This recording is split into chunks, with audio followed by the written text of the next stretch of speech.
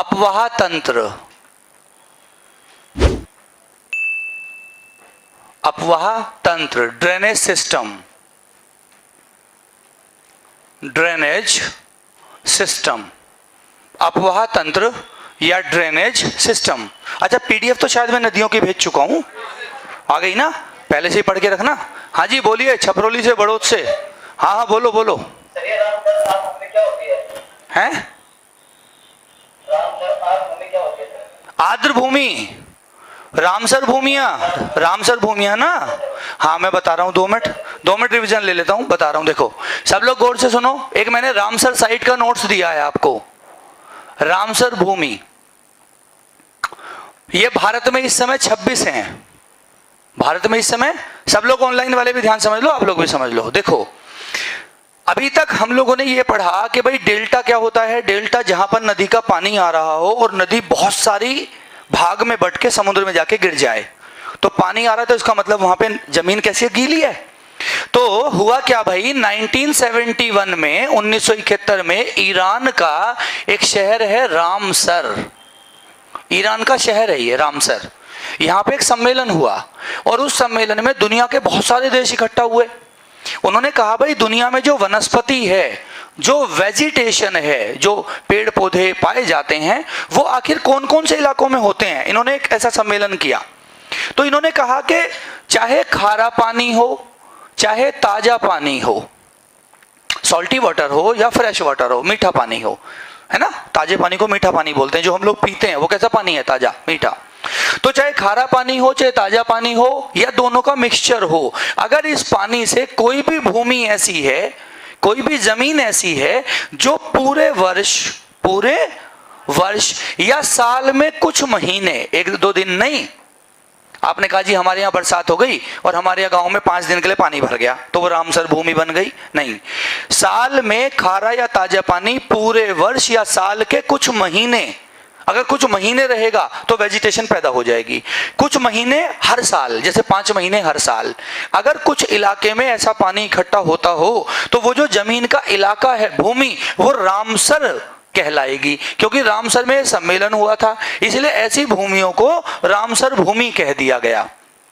ऐसी भूमियों को क्या कह दिया गया, रामसर भूमि कह दिया गया। तो बेसिकली रामसर भूमियां वो होती हैं जहां खारा या ताजा पानी इकट्ठा होता हो, चाहे उसमें पूरे साल होता हो या कुछ महीने होता हो। तो इस हिसाब से आप कहेंगे जो नदियों के डेल्टा होते हैं, जो नदी मुख होते हैं, माउथ ऑफ द रिवर, जो एस्चुरी होती हैं, जो खारे पानी की झीलें हैं या ताजे पानी की झील है, समझ रहे हो, या नदी का इलाका है कोई जहां वेजिटेशन पैदा हो रही है, ये सारे इलाके क्या कहलाएंगे, रामसर कहलाएंगे। बात आई समझ में या नहीं आई?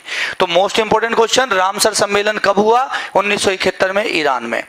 रामसर सम्मेलन में किसकी परिभाषा दी गई, आर्द्र भूमियों की। आर्द्र क्या होती है, आर्द्रता क्या होती है, ह्यूमिडिटी, जहां नमी होती हो, और भूमि का मतलब क्या है, जमीन। तो ह्यूमिडिटी वाली जो लैंड है, जमीन है, उसको ही आपने क्या कहा, रामसर भूमि। बात आ गई समझ में? तो इंडिया में ऐसे कितनी साइट्स ढूंढी गई हैं अभी, 26 रामसर भूमियां हैं भारत में, जहां पर गवर्नमेंट क्या कर रही है, प्रोटेक्शन दे रही है जीव जंतुओं को, पेड़ पौधों को, कि भाई वहां उनके साथ कोई छेड़छाड़ ना हो। आई बात समझ में? रामसर भूमि क्लियर है भाई, छपरोली बड़ौद से? क्या है रामसर भूमि? हर तरह की भूमि जहां भी पानी आ रहा है, ताजा या खारा पानी आ रहा है, साल में पूरे वर्ष वो भूमि वो रहती है पानी से, या कुछ महीने रहती है। अच्छा एक बात बताओ, आसपास कहां तुम्हें रामसर भूमि मिलेगी? तो मैं कहूंगा दिल्ली चले जाओ। मैं बताता हूं, दिल्ली में मुखर्जी नगर को जैसे ही पार करोगे संत नगर की तरफ, तो राइट हैंड साइड में एक बहुत बड़ी झील का इलाका आता है, और वो झील का इलाका ऐसा है कि वहां पूरे साल लगभग पानी भरा रहता है, और बरसात में और पानी इकट्ठा हो जाता है। तो वहां आप जाके देखो तो वहां लिखा हुआ है बोर्ड पे साफ साफ कि दैट इज अ वेटलैंड इलाका। कैसा इलाका? वेटलैंड, नम भूमि का इलाका है वो। तो दिल्ली का वो इलाका भी कैसा है, रामसर भूमि का इलाका है आपका। राजस्थान की सांभर झील कैसा इलाका है, रामसर भूमि का इलाका है। समझे? जम्मू कश्मीर की वूलर झील कैसा इलाका है? रामसर भूमि का इलाका है, क्योंकि ताजे पानी की है, खारे पानी की है। नहीं आई बात समझ? नदी के डेल्टा हो, एस्चुरी हो, कुछ भी हो, ये सब मैं अब समझाऊंगा स्ट्रक्चर्स क्या होती हैं, इन पर डिस्कस करेंगे अब हम। चलिए खैर कहानी शुरू करते हैं हम लोग। इसको मिटा दें, अब समझ में आ गई ये तो बात, मैंने नोट्सों में लिख रखा है सब कुछ, अब समझ में आ जाएगा। चलिए भाई शुरू करो जल्दी से। देखो अपवाह तंत्र क्या होता है। सबसे पहले कोई सरिता है, सरिता किसी लड़की का नाम नहीं है यहाँ, सरिता का मतलब है नदी, रिवर। अच्छा मेरी इंग्लिश बड़ी कमजोर है, स्पेलिंग में बहुत उल्टी सीधी लिखता हूँ, तो मैं जीएस पढ़ाने वाला टीचर हूँ, इंग्लिश पढ़ाने वाला नहीं हूँ। कोई मुझसे कहे जी स्पेलिंग गलत लिख दी आपने, तो मैं रिवर को REVER लिखूं या RIVER लिखूं?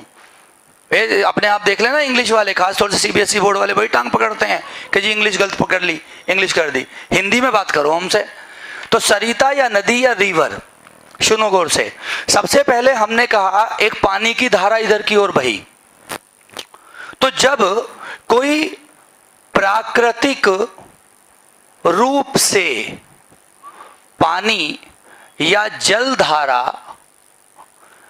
प्राकृतिक रूप से नेचुरल अपने आप कोई प्राकृतिक जलधारा या पानी एक दिशा में फ्लो होता है, दिशा में बहता है, तो आप उसे क्या कहते हैं? वो एक सरिता है या वो एक नदी है। अब इस बात से मतलब नहीं है उसकी लंबाई कितनी है, चौड़ाई कितनी है। अगर कोई पानी या कोई जलधारा नेचुरली एक दिशा को फ्लो कर रही है, फॉलो कर रही है, तो हम कहेंगे वो एक नदी की जलधारा है। अब ऐसे मत कर लेना कि हमने समरसेबल का पाइप लिया, पानी बहा दिया कि जी ये भी जा रहा है, लेकिन वो तो हमने समरसेबल से छोड़ा है ना, आर्टिफिशियल हुआ वो। हमने क्या नाम दिया है यहाँ पे? प्राकृतिक रूप से। नेचुरली अगर पानी एक दिशा में फ्लो कर रहा है तो वो हमने क्या कहा? एक सरिता हो गई, नदी हो गई। अब सुनो गौर से, सबसे शुरुआत में हमने कहा कोई मुख्य नदी या उसकी सहायक नदियां, यह भी पढ़ाऊंगा मैं शब्द, सहायक नदियां, जो शुरुआत में इनकी उत्पत्ति हुई, शुरुआती उत्पत्ति कब हुई और इनका विकास कैसे हुआ, इनका डेवलपमेंट कैसे हुआ, यानी कि ये कैसे कैसे बन गई। कोई एक पहली जलधारा बही, उसके साथ फिर दूसरी जलधारा जुड़ गई, फिर तीसरी जुड़ गई, और मैंने कहा 10, 20, 50 सालों में, या हमने कहा 5000 सालों में, 5 लाख सालों में वो पूरा का पूरा इलाका नदियों से भर गया और एक मुख्य नदी बन गई। तो हमने कहा एक मुख्य नदी, उसकी सहायक नदियों की शुरुआती उत्पत्ति और उनका विकास का जो क्रम है, जो सीक्वेंस है, इसी को कहते हैं आप अपवाह तंत्र, ड्रेनेज सिस्टम। तो एक ड्रेनेज सिस्टम एक जगह पर क्या एक समय में बन जाता है? क्या एक साल में बन जाएगा? नहीं, ड्रेनेज सिस्टम को डेवलप होने में हजारों लाखों साल लग जाएंगे। आई बात समझ में?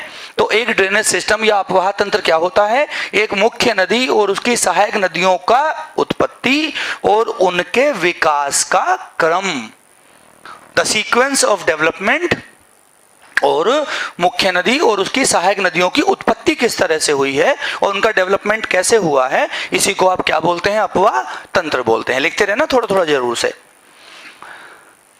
तो अपवाह तंत्र क्या हुआ? क्या बताया मैंने? ड्रेनेज सिस्टम क्या बताया आपको? बोलो। एक मुख्य नदी, बोलो भाई, एक मुख्य नदी और उसकी सहायक नदियों की उत्पत्ति और उनका विकास, की उत्पत्ति और उनका विकास जो समय के साथ साथ हो जाता है, डेवलपमेंट जो हो जाता है समय के साथ साथ, जो उत्पत्ति और विकास होता है, उसी को हम क्या बोलते हैं? अपवाह तंत्र बोलते हैं। क्या बोलते हैं उसको? अपवाह तंत्र बोला जाता है, ड्रेनेज सिस्टम बोला जाता है। क्या बोला जाता है भाई? ड्रेनेज सिस्टम या अपवाह तंत्र कहते हैं।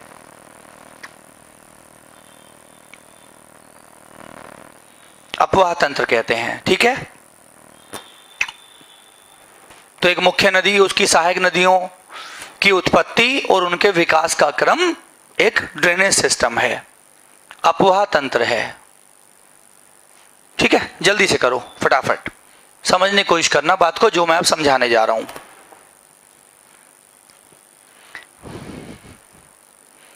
अब गौर से सुनो अगली बात, गौर से समझना। देखिए, शुरुआत का अगर हम बात करते हैं तो हम ये बात करते हैं कि इधर की तरफ एक जमीन की भूमि थी जिसका नाम था अंगारा लैंड। पृथ्वी के दो हिस्से बताए थे, पेंजिया और गोंडवाना लैंड। आप लोग अगर नहीं जानते हैं तो समझिए, पूरी जितनी भी जमीन है, ये जितने भी कॉन्टिनेंट है ना, महाद्वीप है, ये सब एक जगह जुड़े हुए थे। इसका नाम पेंजिया था पूरा, और उसके बाद दो हिस्सों में टूट गया, ऊपर वाला अंगारा लैंड और नीचे वाला गोंडवाना लैंड। अब अंगारा लैंड और गोंडवाना लैंड से जो नदियां उतर रही थी, वो सारी नदियां उतरकर इस टेथिस सागर में जाकर गिर रही थी। ये इन दोनों के बीच में कौन सा सागर था भाई? टेथिस सागर। जरा गौर से समझना बात को। देखो यहां रटने वाला कुछ भी नहीं है, सब समझने वाला है। टेथिस सागर में इन नदियों के जाने से जो इन जमीनों से अवसाद टूट रहे थे, लेयर्स टूट रही थी बहुत ज्यादा, क्योंकि वो तो बहुत बरसात का मौसम था, तो वो सारे अवसाद जमा हो रहे थे। अब इंडियन प्लेट ने ईस्ट एंड नॉर्थ की ओर, इधर की ओर मूवमेंट लिया। इंडियन ये वाली प्लेट है, ये छोटी वाली, यहां से मैं कहूं ऐसे, इस तरीके से, सपोज ये इंडिया था ऐसे, और ये अफ्रीका से जुड़ा हुआ था, बताया था हमने। फिर इंडियन प्लेट ने इधर की ओर मूवमेंट लिया तो ये कौन सी प्लेट है? हमने कहा यूरेशिया। भाई अंगारा लैंड का ही एक हिस्सा कौन सा है? यूरेशिया की प्लेट। और गोंडवाना लैंड का एक हिस्सा कौन सा है? South India. साउथ इंडिया, या आप कहेंगे इंडियन प्लेट। क्या बोलेंगे?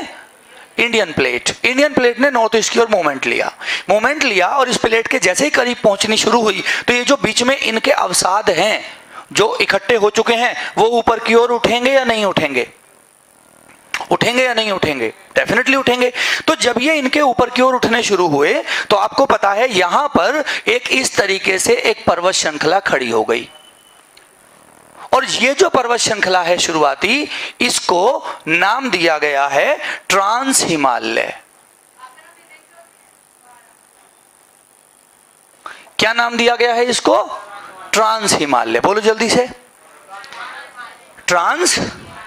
तो सबसे शुरुआत में जब ट्रांस हिमालय उठा, ट्रांस हिमालय ऊपर की ओर गया, तो ट्रांस हिमालय से, जो ट्रांस हिमालय का इलाका है, जो मोस्टली तिब्बत वाला इलाका है, उस इलाके से 2-3 नदियां उठी, और 2-3 नदियां उठर के बही। भाई जब ये ऊपर की ओर गया, ऊपर चला गया, तो वहां से नदी स्लोप पे आएगी। अब हमने कहा जी यहां से ट्रांस हिमालय से, हमने कहा इस तरीके से, जैसे मैं आपको अगर सही डायग्राम बताऊं, तो मैं कहूं ट्रांस हिमालय को मैं इस तरीके से भेज देता हूं, ऐसे, यूं। अब देखना, ट्रांस हिमालय से एक नदी यहां से निकली और ऊपर की ओर ऐसे गई और इधर आ गई। ट्रांस हिमालय से दूसरी नदी यहां से निकली, इधर की ओर आ गई, और एक तीसरी नदी भी यहीं से निकल के इसी नदी के सहारे सहारे बहती थी और साथ में आती थी। गौर से समझना, ट्रांस हिमालय से एक नदी ऊपर की ओर ऐसे गई, दूसरी नदी यहां से इधर आई, और तीसरी नदी इसके सहारे सहारे बह के इधर आती थी। ये नदी, जो 2 नदियां ऊपर में एक साथ मिली हैं ऊपर में, एक तो है इनमें सिंधु, आपने सुनी होगी, और एक है बच्चों ब्रह्मपुत्र। आप कहेंगे नहीं साहब आप तो गलत पढ़ा रहे हो, उल्टा सीधा पढ़ा रहे हो हमें। ब्रह्मपुत्र तो इधर बहती है और इधर बह के अरुणाचल प्रदेश से प्रवेश करती है। नहीं, ये बात तब की है जब हिमालय में मध्य हिमालय खड़ा होगा। मध्य हिमालय जब खड़ा होगा तो ब्रह्मपुत्र की दिशा ये हो जाएगी। इसका मतलब पहले ट्रांस हिमालय से निकलने वाली ब्रह्मपुत्र सिंधु के साथ मिलकर इस दिशा में आकर टेथिस सागर में आती थी, और ये वाली जो नदी है, ये वाली नदी है सतलुज। तो ट्रांस हिमालय से निकलने वाली ब्रह्मपुत्र, सिंधु और सतलुज जो नदियां हैं, वो आकर कहां गिर रही हैं? टेथिस सागर में। कहां आकर गिर रही हैं? और ये भी बहुत सारा पानी, बहुत सारे अवसाद लाकर टेथिस सागर में जमा कर रही हैं। बात आई समझ में? एक और इंपॉर्टेंट क्वेश्चन देखो, बहुत बढ़िया सवाल तुम्हारे लिए। जब आप गंगा को पढ़ोगे और यमुना को पढ़ोगे, तो गंगा और यमुना की सहायक नदियां पढ़ोगे। सहायक नदी का मतलब होता है, ट्रिब्यूटरी का मतलब एक ऐसी छोटी नदी जो किसी बड़ी नदी में जाकर मिल जाए और खत्म हो जाए। जैसे आपने कहा गंगा बड़ी नदी है, गंगा में छोटी नदी आके मिली यमुना, और यमुना इलाहाबाद में जाकर गंगा में समा जाती है। तो यमुना किसकी सहायक हुई? यमुना गंगा की सहायक हो गई। सिंधु सबसे बड़ी नदी है, सिंधु में मिलने वाली झेलम, चिनाब, रावी, ये सब क्या है? सिंधु की सहायक नदियां हैं। तो छोटी नदी जो बड़ी नदी में आकर मिल जाए, वो क्या होती है उसकी? या ट्रिब्यूटरी होती है। अब गौर से समझना बात, जब इधर से आप दक्षिण भारत से पढ़ेंगे, तो दक्षिण भारत से, जैसे मैंने कहा इधर से एक नदी गई और मैंने सपोज इसका नाम दिया चंबल, एक आप सुनते हो बेतवा, एक आप सुनते हो केन, और मैंने सपोज इधर से एक नदी भेजी सोन। ये नदियां चंबल जो है और बेतवा और केन, ये यमुना में जाके मिलेंगी तीनों, और सोन गंगा में जाके मिलेगी। पर अभी तक तो गंगा है ही नहीं, क्योंकि ये तो पूरा समुद्र है। तो इसका मतलब ये हुआ कि जिस समय सिंधु, ब्रह्मपुत्र और सतलुज तैथिस सागर में आकर गिर रही थी, उसी समय पर दक्षिण भारत से चंबल, बेतवा, केन और सोन नदियां भी जाकर तैथिस सागर में गिर रही थी। और ये बात है करीब अब से 6-7 करोड़ साल पहले की, क्योंकि 7 करोड़ साल पहले क्या बना? ट्रांस हिमालय बना। बात आई समझ में? क्लियर हुआ? और ये तो दक्षिण भारत तो और भी प्राचीन है, तो ये तो पहले से ही था। क्लियर है ना? तो ये नदियां जाकर गिर रही थी। क्लियर हुआ? अब दूसरी बात सुनो, कोई पहाड़ यहां है और बरसात हो रही है जबरदस्त। अब बरसात में यहां पानी आया और बहुत पानी टकराया, तो वो पानी इस स्लोप के सहारे सहारे नीचे उतरेगा या नहीं उतरेगा? उतरेगा, पक्की बात है। तो इसका मतलब शुरुआत में जो नदी बनेगी वो नदी एक घाटी बनाएगी। गौर से समझना जो बात मैं समझाने जा रहा हूं। क्या बनाएगी नदी? एक घाटी, वैली बनाएगी। उस वैली में क्या बहेगा? पानी। भाई नदी घाटी का मतलब क्या है? जिसमें नदी होके बहे, उसमें पानी बह रहा है। अब जब ये नदी घाटी बह रही है तो शुरुआत में तुम मुझे बताओ, ये ढाल पर जाएगी, यानी ढाल का अनुसरण करेगी या नहीं करेगी? भाई स्लोप पे बहेगी कि नहीं बहेगी? बहेगी, पक्की बात है। शुरुआत में जब भी कोई नदी बहेगी तो वो किस पे बहेगी? स्लोप पे बहेगी हमेशा। जब कोई नदी शुरुआती नदी हो, कैसी नदी हो कोई नदी? शुरुआती नदी, तो वो हमेशा ढाल का अनुसरण करती है और ढाल पर बहती है। तो किसी भी जगह सबसे पहले ऐसी नदी का विकास हो जाता है जो नदी ढाल पर बहना शुरू करे और ढाल का अनुसरण करे। और सबसे पहले शुरुआत में जो नदी बनेगी, हमेशा याद रखना, नदी केवल बरसात के पानी से बनेगी। किससे बनेगी? आज की डेट में अगर एग्जांपल समझाऊं तुम्हें, ये समझो, देखो गौर से, ये पृथ्वी है और हम पृथ्वी पे जहां हैं, यूपी के इलाके में, हरियाणा पंजाब के इलाके में, वेस्टर्न यूपी में, दिल्ली में, क्या यहां बर्फ पड़ रही है? लेकिन अगर मैं यहां पर इसी समय पे 6 किलोमीटर ऊंचा पर्वत खड़ा कर दूं तो और उसकी चोटी पे पहुंच जाऊं तो बर्फ पड़ जाएगी। यानी कि पहली ही परत में ऊपर जाने पर बर्फ पड़ती है। तुम दिमाग से सोचो, क्या किसी पर्वत का खड़ा होना एक दिन का काम है? करोड़ों सालों का काम है। जब शुरुआत में यह पर्वत धीरे धीरे खड़ा हुआ होगा और बरसात हो रही होगी, तो शुरुआत में पानी जो बहा होगा वो बरसात की वजह से बहा होगा, हाँ या ना? अब इसका मतलब मैंने कहा ये चोटी इतनी ऊंची हो गई कि इसके ऊपर यहां बर्फ जम गई। क्या जम गई? बर्फ। और बर्फ जमी हुई जो इलाका होता है उसे आप कहते हैं ग्लेशियर, हिमनद। क्या बोलते हैं? तो मैंने कहा गंगा का उद्गम आज की डेट में, सिंधु का उद्गम ग्लेशियर से है। लेकिन ग्लेशियर तो तब बनेगा जब हाइट प्राप्त हो, और हाइट बाद में प्राप्त होगी। तो इसका मतलब बर्फ बाद में जमेगी। तो पहले कोई नदी घाटी बना लेगी या पहले ग्लेशियर बनेगा? सोचो दिमाग से।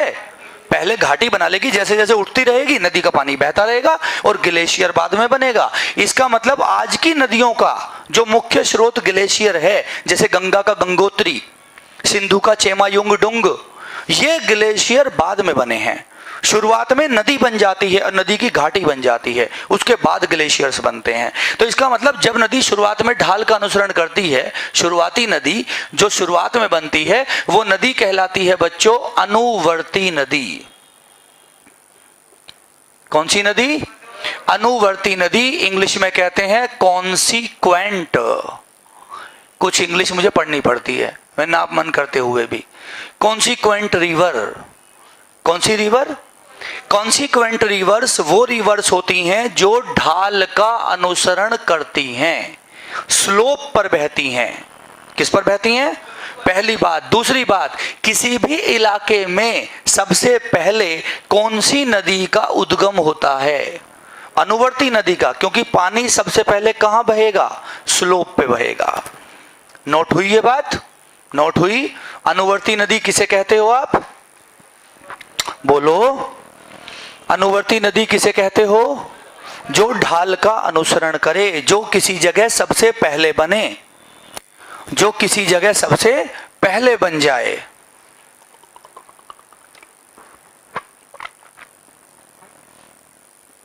तो ढाल का अनुसरण करने वाली नदी या किसी भी जगह सबसे पहले उत्पन्न होने वाली नदी, सबसे पहले ओरिजिन होने वाली नदी कौन सी नदी होती है?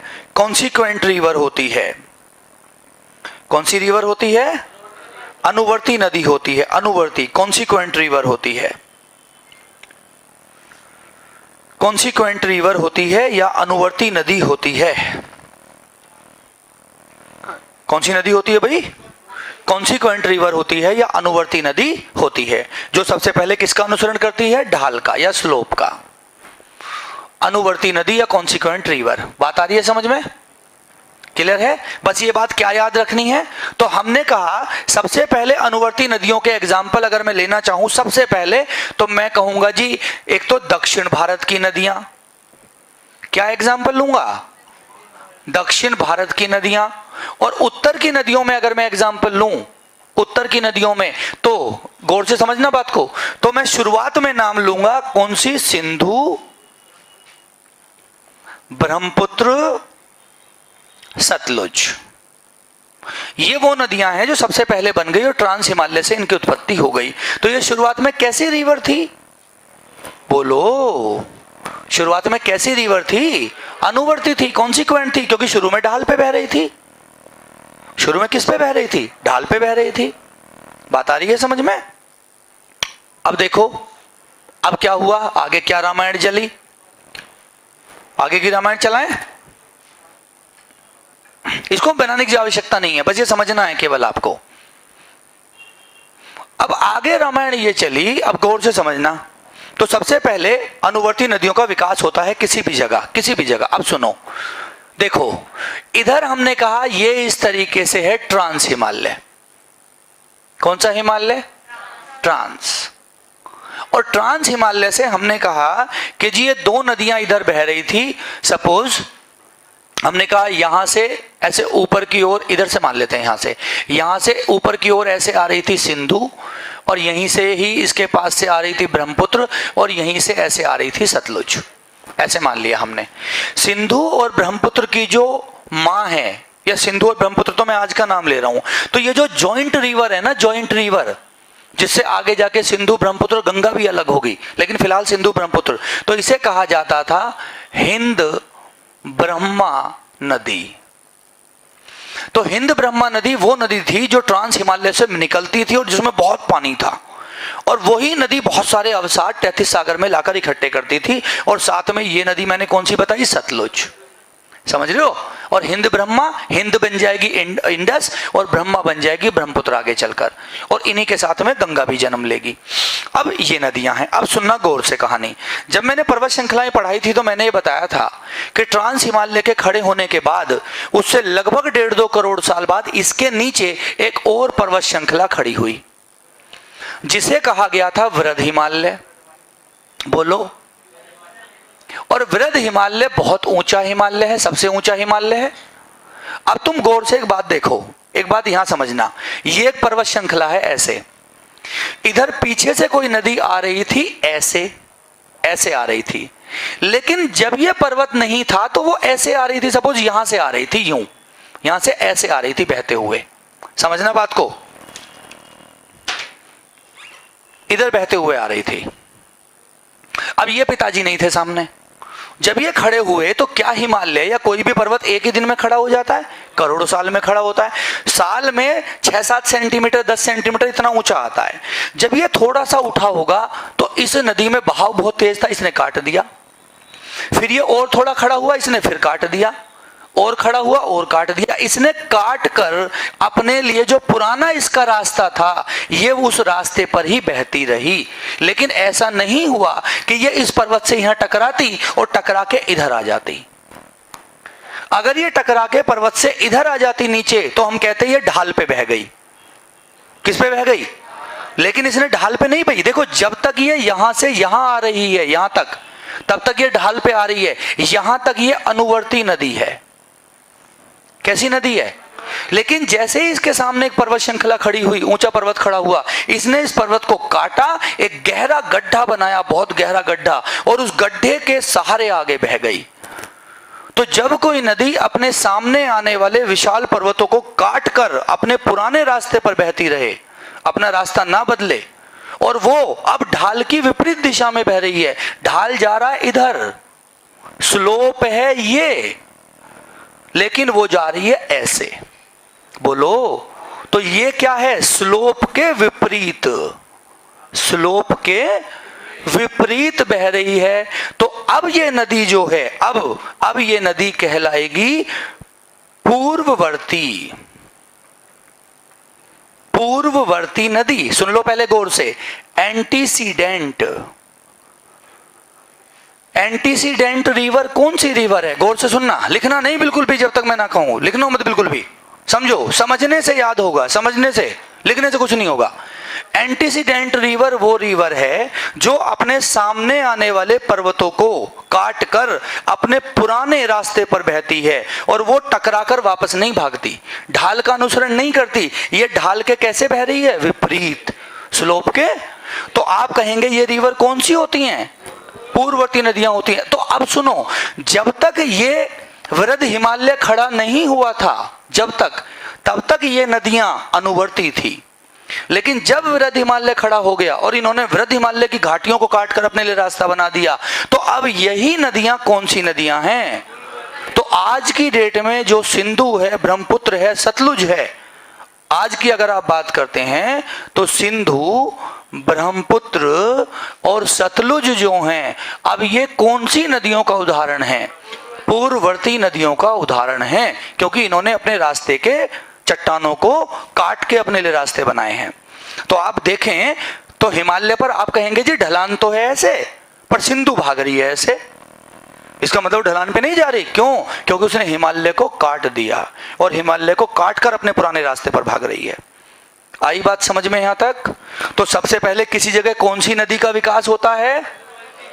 और अनुवर्ती के सामने आने वाली चट्टान को अगर वो पुराने रास्ते पर बहती रहे और ढाल पर ना भगे बिल्कुल भी, तो वो कौन सी नदी बन जाएगी?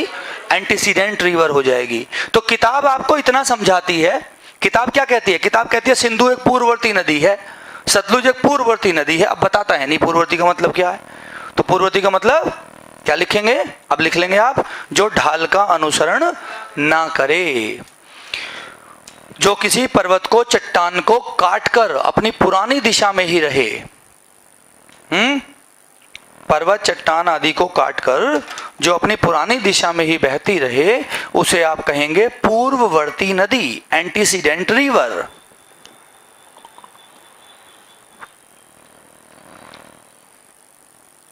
कौन सी रिवर? Antecedent river.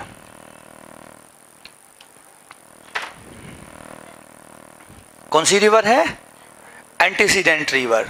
तो क्या आज की डेट में सिंधु, ब्रह्मपुत्र, भाई देखो हिंद ब्रह्मा नदी तो रही नहीं, अब हिंद ब्रह्मा तो टूट के अलग अलग नदियों में डिवाइड हो गई। तो आज की डेट में क्या सिंधु, ब्रह्मपुत्र जो हैं वो अनुवर्ती नदी हैं? कैसी नदी है अभी? ये पूर्ववर्ती। लेकिन जब बनी थी तो अनुवर्ती थी, जब बनी थी तो अनुवर्ती थी। बात आ रही है? लाइव क्लासेस में क्लियर है सबको? अनुवर्ती नदी कौन सी होती है, पूर्ववर्ती कौन सी होती है, है ना? हाँ, गलती नहीं करना बिल्कुल भी।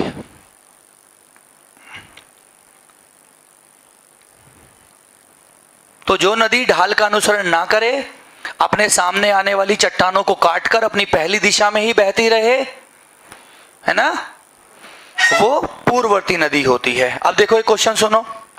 सपोज इस तरीके से कोई पर्वत है, यहां ऐसे नदी पहले ऐसे आ रही थी लेकिन पर्वत नहीं था, अब पर्वत आ गया, और अब इस नदी ने क्या किया? इस पर्वत को काटा। अब इस नर्वत देखो गौर से, इस पर्वत की ऊंचाई ये है और नदी यहां आ रही थी इधर, तो अब इस पर्वत को काट के अपने लिए गड्ढा बनाएगी।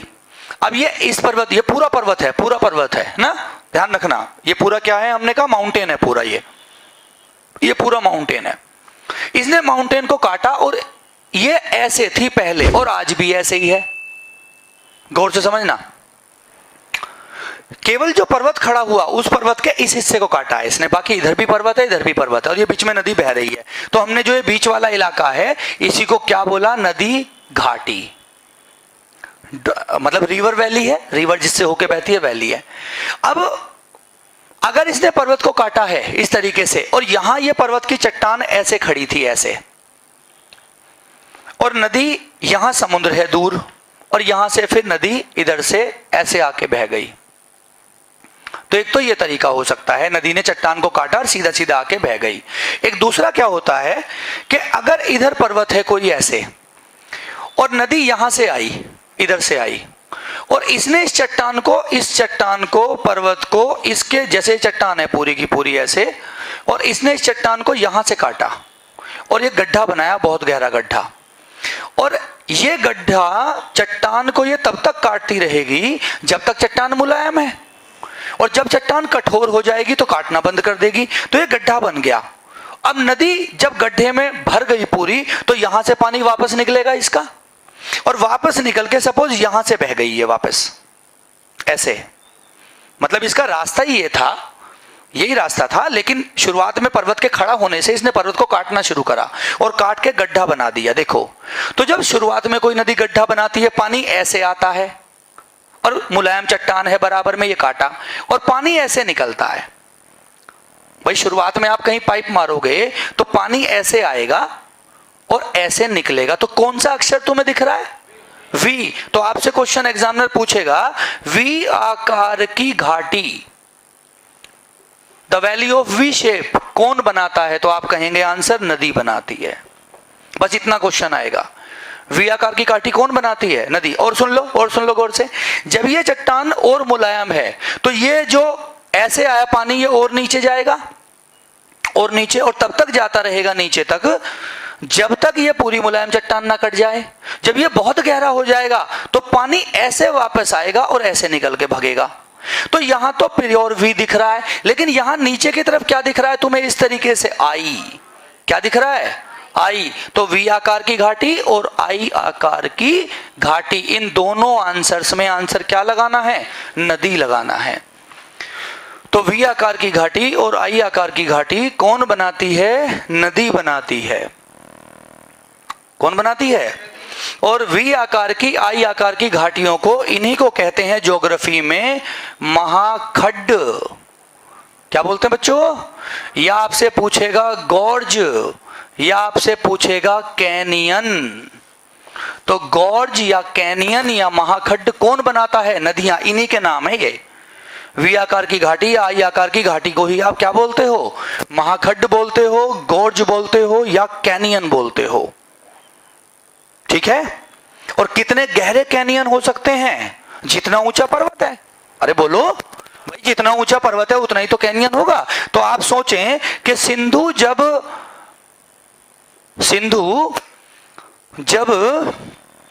आपकी लद्दाख श्रेणी को पार करके आगे निकलती है, तो ये लद्दाख श्रेणी को काट कर एक गहरा गड्ढा बनाती है, और वो लद्दाख श्रेणी को काट कर जो गड्ढा बनाती है बच्चे, उसे कहा जाता है सिंधु गॉर्ज। क्या कहा जाता है? और सिंधु गॉर्ज 5000 मीटर से गहरा है। कितना गहरा है? 5000 मीटर समझते हो? 5 किलोमीटर। 5 किलोमीटर से गहरा गड्ढा बनाती है सिंधु, तो उसे कहते हैं सिंधु गॉर्ज। ऐसे ही जब ब्रह्मपुत्र नदी इंडिया में प्रवेश करती है तो ब्रह्मपुत्र नदी भी एक गहरा गॉर्ज बनाती है, जिसे दिहांग गॉर्ज कहते हैं। दिहांग गॉर्ज 5500 मीटर गहरा है। ऐसे ही सतलुज नदी जब इंडिया में प्रवेश करती है तो वो भी सतलुज नाम का एक गॉर्ज बनाती है। इसका मतलब ये हुआ, दूसरी इंपॉर्टेंट बात ये आई समझ में, कि गॉर्ज या कैनियन या महाखड्ड कभी भी अनुवर्ती नदी नहीं बनाएगी। अरे क्योंकि अनुवर्ती तो स्लोप पे बह रही है। कौन बनाएगी? जो अपने सामने आने वाले को काट डाले। और काटेगी कौन? पूर्ववर्ती। तो इसका मतलब ये जो नदियां मैंने पढ़ी पूर्ववर्ती, ये पूर्ववर्ती नदियां ही क्या बनाती हैं? गॉर्ज या कैनियन या महाखड्ड। कौन सी नदियां बनाती हैं? पूर्ववर्ती नदियां। मेरी क्लास में कुछ भी रटने की जरूरत नहीं होती, ये ऊपर वाले का आशीर्वाद मान लो मेरे ऊपर। तुम कैसा भी, मैंने नहीं, एक्सपीरियंस ने मुझे सिखा दिया ऐसा। तो तुमसे भी ये उम्मीद करता हूं, लाइव में हो कोई या मेरे सामने बैठे हो, आप लोग रटेंगे नहीं बस बिल्कुल भी। अगर रटेंगे तो आप भूलेंगे बिल्कुल। आपको रटना नहीं है, चीजों के डायग्राम को समझ लेना है। डायग्राम समझ जाओगे जिंदगी में नहीं भूलने वाले बिल्कुल भी। तो गॉर्ज या कैनियन कौन बना रही हैं? पूर्ववर्ती नदियां। और क्या होते हैं ये? महाखड्ड, है ना? क्या होते हैं? महाखड्ड। चलूं आगे? आगे चलें। तो वी आकार की घाटी, आई आकार की घाटी, गॉर्ज, कैनियन, महाखड्ड, ये सब कौन बनाएंगी? पहला आंसर नदियां। और कौन सी नदियां? जिनमें बहुत ज्यादा पानी हो और वो अपने ढाल के विपरीत बहें। ढाल के विपरीत कौन बहेगी? ढाल के जिसने अपने सामने आने वाली चट्टानों को काटा होगा, तो वो पूर्ववर्ती नदी कहलाएगी। समझ रहे हो? अब देखो, कोई नदी इधर बह रही है, ये मुख्य नदी है। कैसी नदी है? और मुख्य नदी भी मैंने कहा सपोज ये अनुवर्ती है। अनुवर्ती मतलब ढाल पे बहने वाली। तो हमने एक एग्जांपल लिया गंगा। हालांकि गंगा अब अनुवर्ती भी है, पूर्ववर्ती भी है, दोनों आंसर बताऊंगा, लेकिन कहां अनुवर्ती कहां पूर्ववर्ती, एक चीज बता रहा हूं बस। अब गंगा में नीचे से जाके एक नदी मिलती है दक्षिण भारत से, और वो ऐसे सीधी हो जाती है। जब वो गंगा में जाकर मिलती है तो देखा जाए तो बिल्कुल सीधी मिलती है, तो इनके बीच में 90 डिग्री का एंगल बन जाता है। यानी कि गंगा में जाकर जो उसकी सहायक नदी है, ये वाली सहायक नदी, इसे कहते हैं सोन। दक्षिण भारत से जाके मिलेगी गंगा में डायरेक्ट, केवल एकमात्र नदी साउथ इंडिया से जो सीधी गंगा में जाके मिलती है, वरना कोई नदी दक्षिण से नहीं आती है। यानी जो सोन पहले तैथिस सागर में गिर रही थी, है ना, जब ये भारत बन गया, उत्तर भारत के मैदान बन गए, तो ये किस में जाके मिल गई? गंगा में। लेकिन मिलने से पहले कैसे डिग्री का एंगल बनाया? या आप कह सकते हो समकोण पर जाकर मिली। किस पर मिली?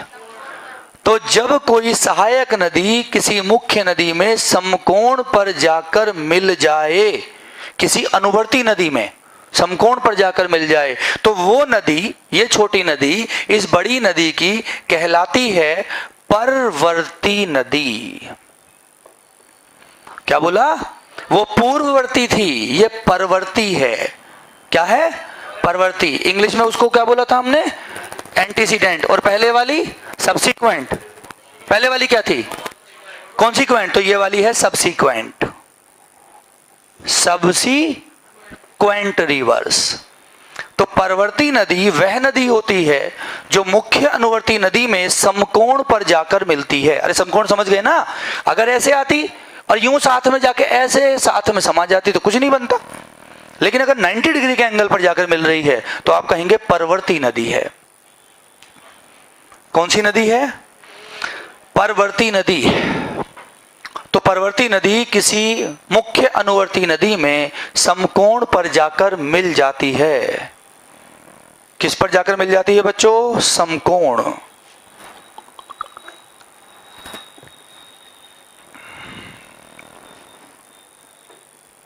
समकोण पर जाकर मिल जाती है।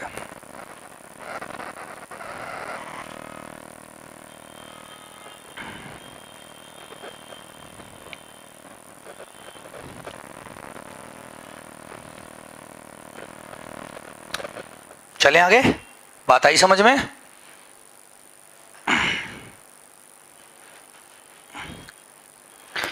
अब गौर से सुनो, अगली रामायण क्या है? अगली रामायण यह है कि हमने कहा जी यहां से ये ट्रांस हिमालय,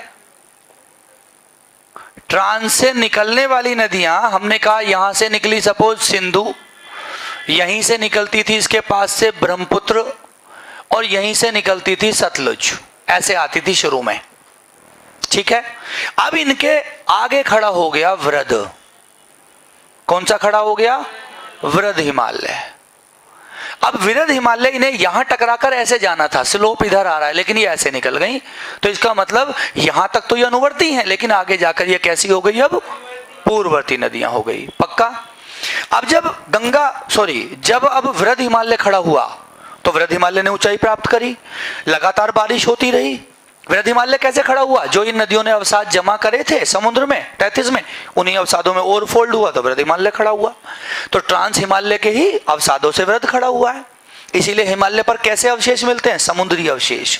कैसी वनस्पति मिलती है? समुद्री वनस्पति, क्योंकि समुद्र के अंदर से आया है।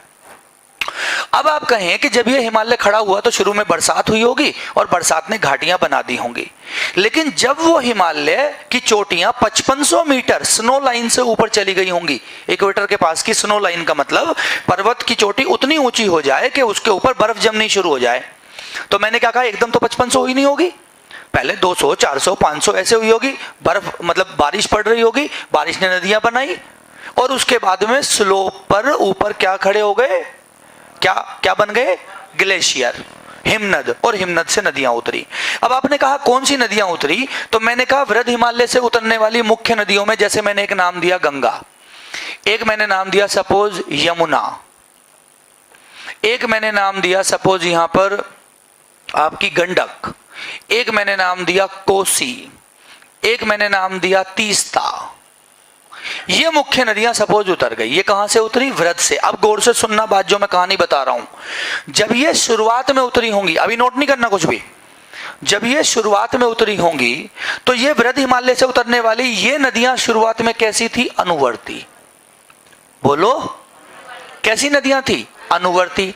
लेकिन इन अनुवर्ती नदियों के उतरने के बाद 1.5 करोड़ साल बाद एक और रेंज खड़ी हो गई, जो रेंज इस दिशा में खड़ी हुई यहां, और हमने इसको नाम दिया मध्य हिमालय।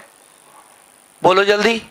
तो अब तुम एक बात बताओ, गंगा, गंडक, कोसी, तीस्ता, इन्होंने शुरुआत में तो ढाल का अनुसरण करा होगा, लेकिन जब मध्य हिमालय खड़ा हुआ, गौर से समझना, जिस समय ये मध्य हिमालय खड़ा हुआ उसी समय इस वलन पड़ने से ब्रह्मपुत्र यहां से इधर ना भाग के अब ब्रह्मपुत्र यहां से इधर भाग गई। तो ब्रह्मपुत्र का जो वेस्ट से ईस्ट मूवमेंट हुआ है वो तब हुआ है जब मध्य हिमालय खड़ा हुआ था और वो उधर भाग गई। उसके बाद ये इधर से काट के अंदर आ गई, आई तो भारत में ही है। तो इन नदियों ने जब इस मध्य हिमालय को काटा होगा तो ये भी नदियां कौन सी कहलाई होंगी, पूर्ववर्ती। तो इसका मतलब जब नदी शुरुआत में पैदा होती है तो अनुवर्ती होती है, लेकिन अगर वो किसी ऐसे इलाके में हो जहां उसके सामने कोई ऑब्जेक्ट आए और वो उसे काट के निकल जाए तो वो पूर्ववर्ती है। फिर इनके नीचे एक और रेंज खड़ी हुई, आपने कहा इसको शिवालिक। अरे बोलो, जो ये अवसाद नदियां ला रही हैं इन्हीं अवसादों से तो खड़े हो रहे हैं। तो शिवालिक किसके अवसादों से खड़ा हुआ, जो वृद्ध हिमालय से नदियां उतरी। वृद्ध हिमालय का इलाका किसके अवसादों से खड़ा हुआ, जो ट्रांस हिमालय से नदियां उतरी। आई बात समझ। तो जब शिवालिक खड़ा हुआ तो इन्होंने शिवालिक को भी काटा। तो इसका मतलब ये हिमालय से उतरने वाली सारी नदियां आज की डेट में कैसा एग्जाम्पल है, तो आप कहेंगे पूर्ववर्ती नदियों का एग्जाम्पल है आज की डेट में हिमालय की नदियां। क्यों, क्योंकि इन्होंने आने वाले सामने जितने भी स्लोप्स थे उन सबको काट दिया और काट के अपने पुराने रास्ते पर बहती रही। ऐसा नहीं इन्होंने खड़े होने से रास्ता बदल दिया।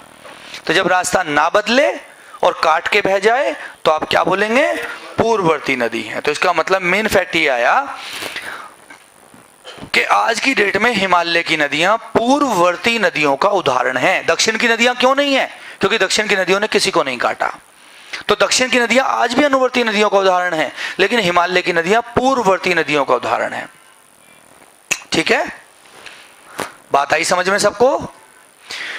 तो जो शुरुआत में वृद्ध हिमालय से नदियां निकली, गंगा, यमुना, शुरू में तो कैसी थी, अनुवर्ती, लेकिन जब बाद में मध्य हिमालय खड़ा हो गया और इन्होंने मध्य को काटना शुरू कर दिया तो ये हो गई पूर्ववर्ती। तो हिमालय की नदियां आज की डेट में पूर्ववर्ती नदियों का उदाहरण है। बात आई समझ में या नहीं आई? ये केवल मैं पैटर्न पढ़ा रहा हूं अभी, नदियों का पैटर्न, कैसी नदी होती है, किस टाइप से होती है, क्या क्या कारण होते हैं उसके। चलूं, मिटा दूं, पक्का समझ गए ना? ठीक है। और फिर इन नदियों ने क्या बिछाई, नीचे लाके मिट्टी, और ये मिट्टी जो करोड़ों सालों में यहां जमा हुई, इसी मिट्टी से ये हमने पढ़ लिया, ये क्या बन गए, नॉर्थ इंडिया प्लेन, उत्तर भारत के मैदान, उत्तर भारत के मैदान। बात समझ में आती है? समझ रहे हो। और उसके बाद जो ये यहाँ पर जब ये सारा सिस्टम बन रहा था, जब ये शिवालिक बन रही थी खास तौर से, जैसे ही शिवालिक खड़ी हुई ना, शिवालिक ने खड़े होते ही यहाँ पर एक तैथिस सागर में यहाँ पर एक वलन पैदा करा, और उस वलन पैदा करने से दिल्ली शिवालिक कटक या रिज, कटक या रिज कहते हैं समुद्र के अंदर से आया हुआ पर्वत। समुद्र के अंदर से अगर कोई पर्वत आ रहा है तो उसे कटक या रिज बोलते हैं, और बेसिकली ऊपर जमीन पे कोई पर्वत है तो वो माउंटेन ही है। तो दिल्ली शिवालिक रिज जो खड़ा हुआ 33 के नीचे से जब ये आया, तो इसने जो पूर्व नदी ये बह रही थी, ये वाली इंडो ब्रह्मा, इसका एक हिस्सा तो उधर चला गया, और जब ये खड़ा हुआ तो इसका एक धारा जो आ रही थी वो धारा इधर भाग गई, और ये यहां बीच में रिज आ गया, तो इधर भाग गई। तो जो इधर भाग गई यही बनी गंगा। क्या बनी? इधर कौन सी चली गई? ये वाली पाकिस्तान में सिंधु, उधर कौन सी चली गई? ब्रह्मपुत्र। और एक हरियाणा में जाकर एक नदी विलुप्त हो गई, जिसकी खोज अब है ही नहीं, कहते हैं जी ये विलुप्त हो गई, तो हमने क्या नाम दिया उसको? सरस्वती। तो कहने का मतलब सिंधु, सरस्वती और ब्रह्मपुत्र उसी प्राचीन इंडो ब्रह्मा रिवर की नदियां हैं। उनमें से सिंधु अलग हो गई, ब्रह्मपुत्र अलग हो गई, सरस्वती विलुप्त हो गई, और एक उसकी मुख्य धारा गंगा के रूप में आ गई। और इसी गंगा के इधर फ्लो करने से जो मैंने बताया नीचे से आ रही थी सोन, बेतवा, केन, वो सोन अब गंगा में आके मिल गई, जो पहले तैथिस सागर में जाके गिर रही थी। आई बात समझ में? और इसी गंगा के सहारे इधर से एक नदी आई और यहां से आके मिल गई, हमने कहा यमुना, यमुना में आके नीचे से मिल गई चंबल, आ गई बेतवा और आ गई केन। ये भी किस में जा रही थी? तैथिस सागर में। क्योंकि अब यहां क्या बन गई? जमीन। और ये जमीन किसने बनाई? नदियों ने। बात आई समझ में? तो इस तरीके से इंडिया की पूरी स्ट्रक्चर तैयार हुई और नदियों का विकास हुआ। Got it? चलें आगे। तो उत्तर भारत की नदियां या हिमालय की नदियां कैसी हैं? पूर्ववर्ती नदियां हैं। कैसी नदियां हैं? अब पूर्ववर्ती। समझ रहे हो बात को? केवल समझना है और कुछ नहीं है चीजों में। पूर्ववर्ती नदी कौन सी होती है, अनुवर्ती कौन सी होती है और परवर्ती कौन सी होती है, इनको बस ध्यान रखिए, समझिए। अब देखो अगला टॉपिक हमारा। अब अगर भारत की नदियों में देखा जाए तो एक तो मैंने बताया अपवाह तंत्र, जो मैं बता चुका हूं। एक समझो नदी द्रोणी क्या होती है, रिवर बेसिन किसे कहते हैं? क्या बोल रहा हूं मैं? रिवर बेसिन किसे कहते हैं, नदी द्रोणी किसे कहते हैं? बताओ रिवर बेसिन क्या होता है? आपसे पूछे भाई रिवर बेसिन, भारत में सबसे बड़ा रिवर बेसिन किस नदी का है, तो आप आंसर देंगे गंगा नदी का रिवर बेसिन सबसे बड़ा है। क्या आंसर देंगे आप? गंगा नदी का रिवर बेसिन सबसे बड़ा है। मैं बताता हूं। गंगोत्री से गंगा नदी इधर निकल के गई, ऐसे सपोज ये मुख्य नदी है, मेन रिवर है, हमने नाम दिया गंगा। गंगा में ऊपर से आके बहुत सारी नदियां आके मिलेंगी, हम आगे पढ़ेंगे, ठीक है? रामगंगा, गोमती, घाघरा, गंडक, सरयू, कोसी, है ना, और महानंदा मिलेंगी।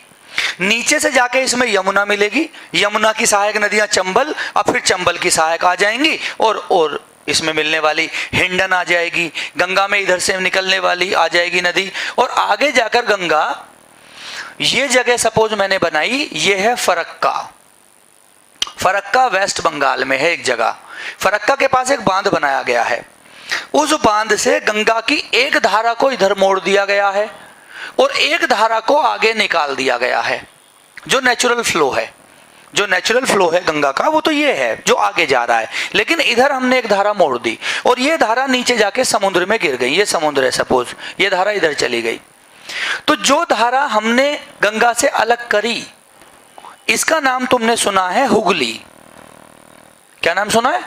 और जो आगे चली गई गंगा, वो ब्रह्मपुत्र में जाके मिलेगी, डेल्टा बनाएगी सुंदरबन का। तो ये पूरा जो सिस्टम है, जहां से सहायक नदियां, और ये नदियां ये बहुत ऊपर से आ रही हैं सहायक नदियां, एक तो बहुत, ये कोसी तो 7 धाराओं के रूप में आ रही है। तो इसका मतलब जब कोई मुख्य नदी और उसकी सहायक नदियां जितना भी इलाका कवर कर रही हों, जितने क्षेत्रफल में फैली हुई हो, यही कहलाती है बेसिन। क्या कहलाती है? तो आप क्या कहेंगे, गंगा का बेसिन क्या केवल उत्तर प्रदेश में है? नहीं, जहां से भी उसकी सहायक नदियां आ रही हैं और जहां तक भी वो नदियां फैली हुई हैं, ये पूरा इलाका बेसिन कहलाता है, रिवर बेसिन।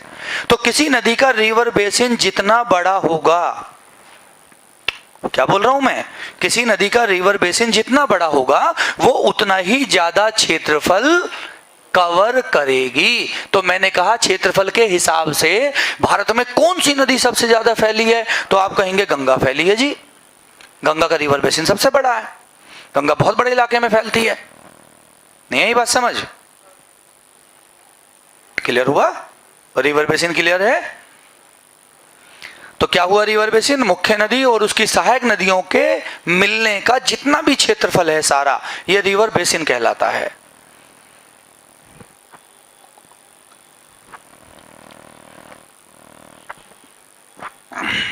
रिवर बेसिन कहलाता है, रिवर बेसिन कहलाता है। क्या कहलाता है? रिवर बेसिन कहलाता है।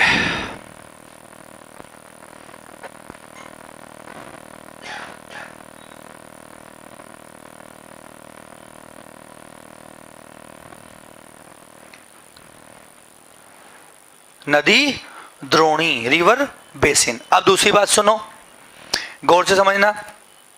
ये तो मैंने गंगा का एग्जांपल दिया, अब इतना बड़ा रिवर बेसिन आ गया। जब रिवर बेसिन आ गया तो गंगा में बहुत सारा पानी आएगा। गौर से देखो, ये जो सारा पानी है, जो पानी इधर इधर से आ रहा है, ये सारा पानी आके किस में इकट्ठा हो रहा है? गंगा में। अरे बोलो भाई, ये सारा पानी, ये पानी किस में आ रहा है? सब। तो ये जो इसमें पानी का जो वॉल्यूम है, जो वॉल्यूम ऑफ वाटर है, वो वाटर कम होगा या ज्यादा होगा? तुम बताओ। ज्यादा होगा भाई, जगह ज्यादा बड़ा बेसिन होगा और उसमें पानी होगा बहुत सारा, तो ये वॉल्यूम बढ़ेगा या नहीं बढ़ेगा? पानी का आयतन बढ़ेगा या नहीं बढ़ेगा? तो जो पानी का आयतन बढ़ेगा उसी को आपने कहा जल ग्रहण क्षेत्र। गौर से सुनना पहले 2 मिनट। जल ग्रहण क्षेत्र, इंग्लिश में बोलते हैं हम इसको वाटर, इंग्लिश में क्या बोलते हैं यार? नहीं, वाटर नहीं बोलते भैया, कैचमेंट एरिया बोलते हैं। ये यार इंग्लिश, ये अंग्रेज चले गए और हमारी जान को आपस छोड़ गए। ये हिंदी मीडियम में पढ़े हुए की यही समस्या है बस। आजकल के बच्चे तो हर कोई इंग्लिश मीडियम में पढ़ता है। हमारे समय में तो इंग्लिश मीडियम नाम की चीज ही नहीं हुआ करती थी, और होती थी तो इतनी महंगी होती थी कि भैया हमारे बस की बात नहीं थी। तो कैचमेंट एरिया, तो कैचमेंट एरिया क्या है? जल ग्रहण क्षेत्र। इसका मतलब यह हुआ कि जब कोई नदी किसी बड़े कैचमेंट एरिया की होगी, यानी उसमें बहुत ज्यादा पानी होगा। गौर से सुनना, जब कोई बड़ी नदी हो उसका कैचमेंट एरिया बहुत बड़ा हो, कैचमेंट एरिया मतलब क्या बोला मैंने? जल ग्रहण क्षेत्र बहुत बड़ा हो, तो आप उसे नदी द्रोणी कहेंगे। तो गंगा की नदी द्रोणी है, गंगा की नदी द्रोणी है। अब एक एग्जांपल समझो, एक छोटी नदी है कोई ये, और इस छोटी नदी में थोड़ी सी नदियां आकर मिल रही हैं, ये तो बहुत छोटी है, इसकी भी एक द्रोणी बनेगी। तो बड़ी नदी के कैचमेंट एरिया को, जल ग्रहण क्षेत्र को तो आप नदी द्रोणी कहते हो, लेकिन छोटी नदी के कैचमेंट एरिया या जल ग्रहण क्षेत्र, जितना भी पानी उसने बाकी क्षेत्रों से लिया है, इसे जल संभर कहते हैं। क्या कहते हैं? जल संभर, और हिंदी इंग्लिश में कहते हैं इसको वाटर शेड। क्या बोलते हैं? Water shade, SHED। तो क्या बात समझ में आई? वाटर शेड वो है जो छोटी नदी और कम नदियां आ रही हैं और कम इलाका घेर रही है, ये वाटर शेड है। और अगर बड़ी नदी आ रही है, उसमें बहुत ज्यादा पानी आ रहा है, तो नदी द्रोणी है। तो नदी द्रोणी और जल संभर को किसके आधार पर डिस्कस किया जाता है? जल ग्रहण क्षेत्र। अगर गंगा का जल ग्रहण क्षेत्र बड़ा है, बहुत बड़े इलाके में, तो हमने कहा गंगा द्रोणी बनाती है। क्या बनाती है गंगा? लेकिन अगर कोई छोटी नदी है, हमने कहा चंबल है, चंबल तो छोटी नदी है, चंबल में भी सहायक नदियां आके मिलती हैं। अगर केवल चंबल के इलाके को देखा जाए तो चंबल का जल ग्रहण क्षेत्र क्या कहलाएगा? वाटर शेड कहलाएगा, जल संभर कहलाएगा। कर लोगे डेफिनेशन? जल संभर क्षेत्र एक छोटी नदी और उसकी सहायक नदियों के द्वारा घेरा गया इलाका। नदी द्रोणी एक बहुत बड़ी नदी और उसकी सहायक नदियों के द्वारा घेरा गया इलाका। जलग्रहण क्षेत्र कितना पानी उसमें आ रहा है, कितना वॉल्यूम है पानी का। पानी का वॉल्यूम ज्यादा है तो द्रोणी बनेगी, पानी का वॉल्यूम कम है तो जल संभर बनेगा। ये वो डेफिनेशंस हैं जो नॉर्मली आप लोग नहीं पढ़ते हैं। सब लोग लाइव में सुने गौर से। ये मैंने नदी का वो टॉपिक डिस्कस करा जो आप लोग कभी नहीं पढ़ते। आप लोग क्या पढ़ते हैं? सिंधु कहां से निकली कहां जाके समा गई, गंगा कहां से निकली कहां जाके समा गई, यही हम लोग पढ़ते हैं ना। लेकिन एग्जामिनर अब थोड़ा सा लीक से हट के क्वेश्चन पूछ रहा है। वो ये तो जानना चाहता है कि सहायक नदियां कौन कौन सी होती हैं, आपको पता होना चाहिए। लेकिन वो दूसरा ये भी जानना चाहता है कि किसी को ये भी पता है कि नदी की सहायक नदियां तो सबको पता है, ट्रिब्यूटरी क्या होती है सबको पता है, लेकिन क्या किसी को यह भी पता है वितरिका क्या होती है, डिस्ट्रीब्यूटरी। इंग्लिश देख लेना, स्पेलिंग में फिर कह रहा हूं गलती हो सकती है मुझसे। डिस्ट्रीब्यूटरी, भाई मेरी प्रोनाउंसिएशन जो कहती है मैं वो बना देता हूं, जो मेरी प्रोनाउंसिएशन कहे। डिस्ट्रीब्यूटरी क्या होती है? जो छोटी नदी किसी बड़ी नदी में आकर समा जाए तो है सहायक, ट्रिब्यूटरी। और जब किसी बड़ी नदी से उसका एक हिस्सा अलग हो जाए और वो दूसरी बात वो उस नदी में जाकर मिले ना, अलग ही बहे बिल्कुल, और समुद्र में अंतिम रूप से अलग अलग खत्म हो जाए, तो इसे कहेंगे डिस्ट्रीब्यूटरी, वितरिका।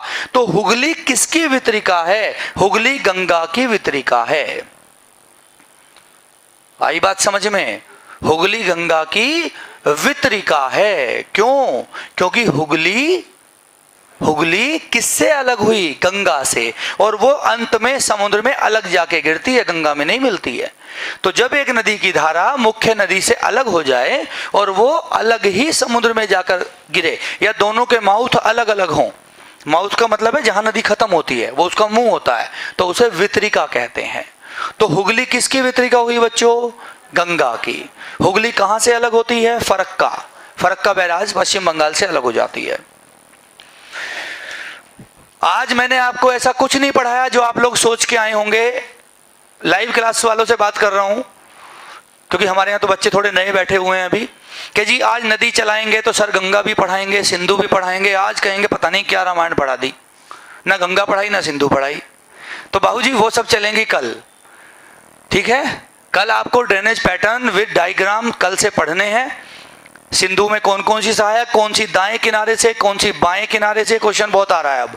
दाएं किनारे से मिलने वाली, बाएं किनारे से मिलने वाली कौन सी ट्रिब्यूटरीज होती हैं, तो उन सबके साथ डायग्राम्स को कल डिस्कस करेंगे। आज ये जो पूरी बैकग्राउंड है, ये नदियों की बैकग्राउंड मैंने आपको समझा दी है आज। तो कल हम नॉर्थ इंडिया की नदियों को लेके चलेंगे और उसके बाद साउथ इंडिया की नदियों को अलग अलग पढ़ेंगे, दोनों को, दोनों के क्या डिफरेंस होते हैं, क्या उनके क्वेश्चंस आएंगे आपको।